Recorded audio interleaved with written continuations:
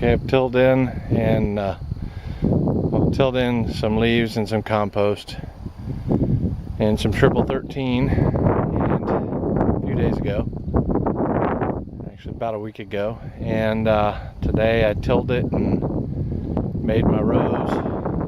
And these are two separate areas. This area with the smaller rows that are 3 foot apart are going to be beans, legumes of various kinds, whole beans, Chinese long beans, some dragon's tongue bean, and some Taylor horticulture. Over there in the longer beds, similar to my onion beds, is where the corn's going to be. And here, the wider 5 rows are going to be squash and melons of various sorts. So, more to come on that. But I finished this last night, and this morning I turned on the sprinkler for a couple hours. I wanted this to kind of settle in a little bit. And so what I'm going to do is I'm going to start planting these rows. And if you look here, I've got my string as a straight line, and I'm taking a piece of this composite decking material that I used for my raised beds before, and I'm going to use this to make an indentation in the straight line to plant the piece. So that's what I'll do.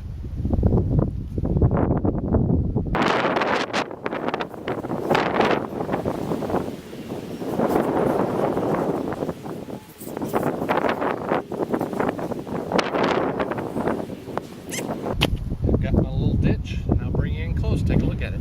After spacing the seed and putting them in, this first row is Chinese red noodle. It's a long bean, it's 2 feet. The spacing is really close because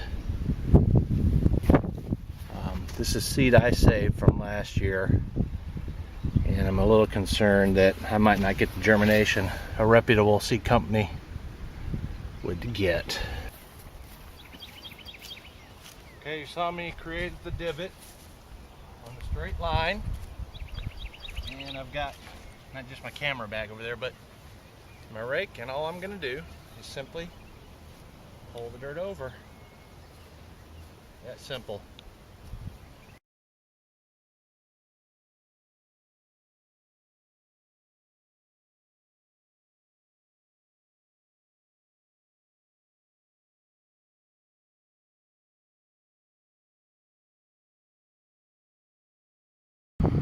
Okay, I've finished the rows of beans.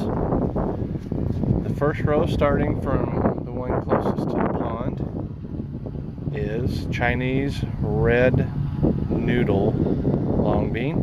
They grow about 18 to 24 inches each. Really good eating. The next two, there and there, are Vortex, which is a highly recommended snap bean, green bean from Johnny's Seeds.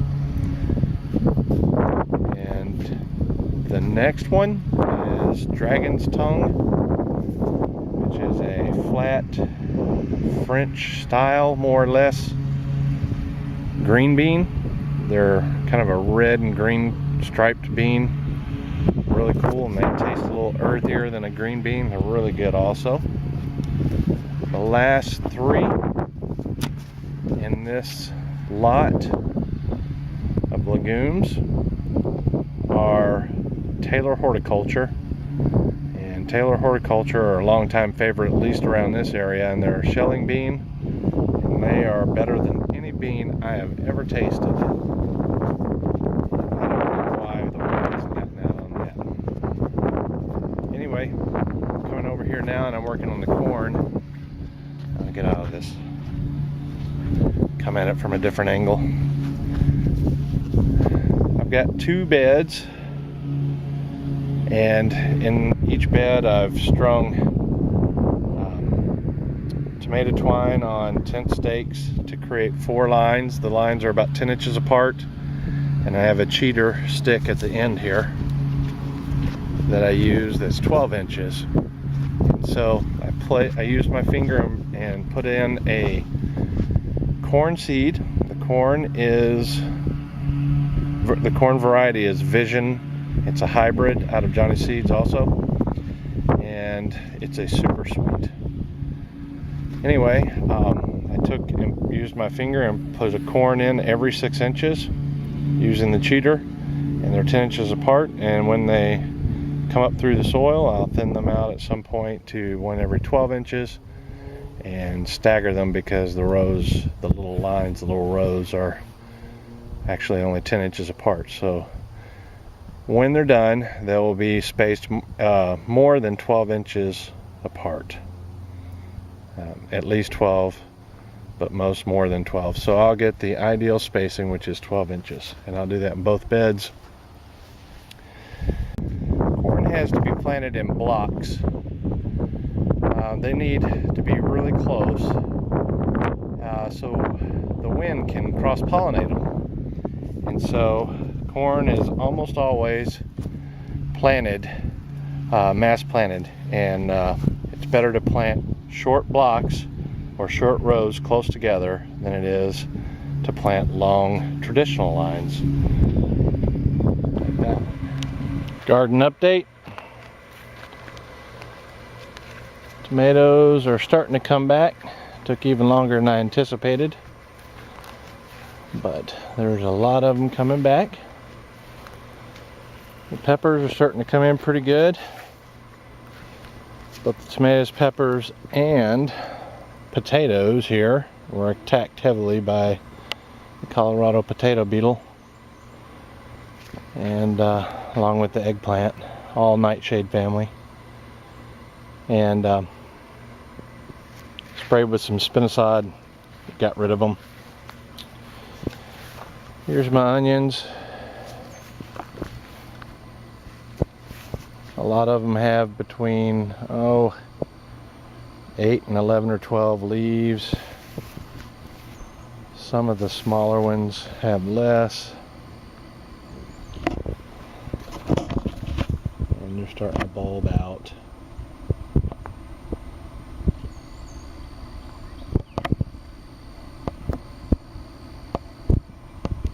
There.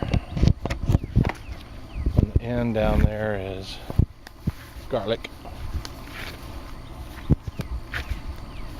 The very end, those three are elephant garlic, and then the rest are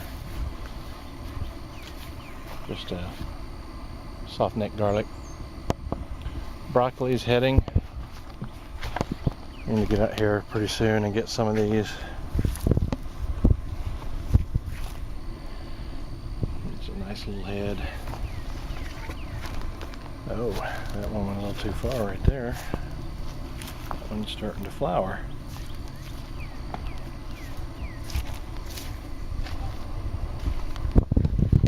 Potatoes are red Pontiac, and you can see the damage. I've probably got some grubs in there too doing some damage.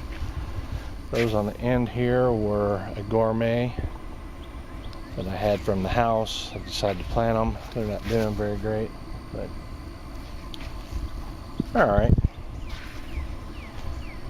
Cabbages, and looks like a couple of broccoli were in here too.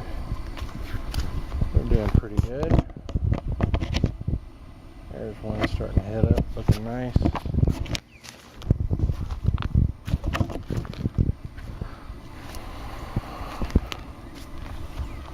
Another nice one right there.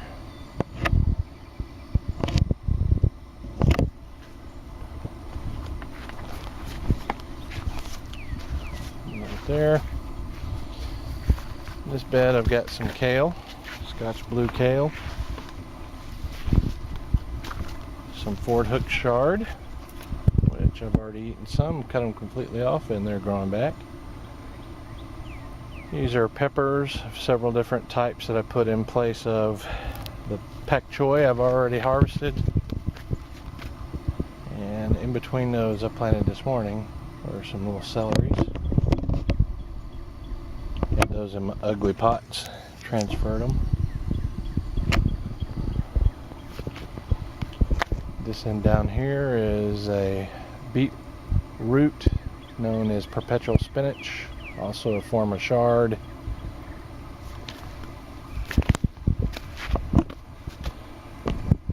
Between the potatoes and the tomatoes are several different varieties of pepper, from hot to mild to bells, 2 different types of bell peppers.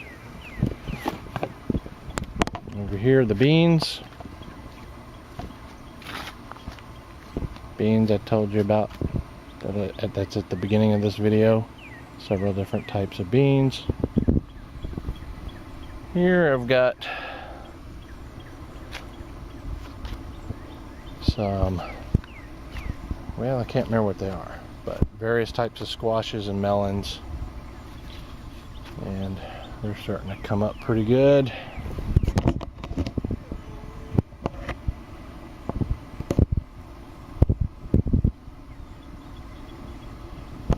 And then, last but not least, is my corn.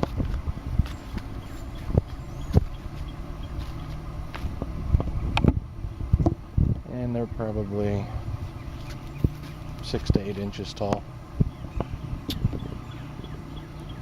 And that's an update of my little 40 by 60 garden. In case you can't tell, I've got drip tape in there too, and it's being pumped out of the pond right now as we speak.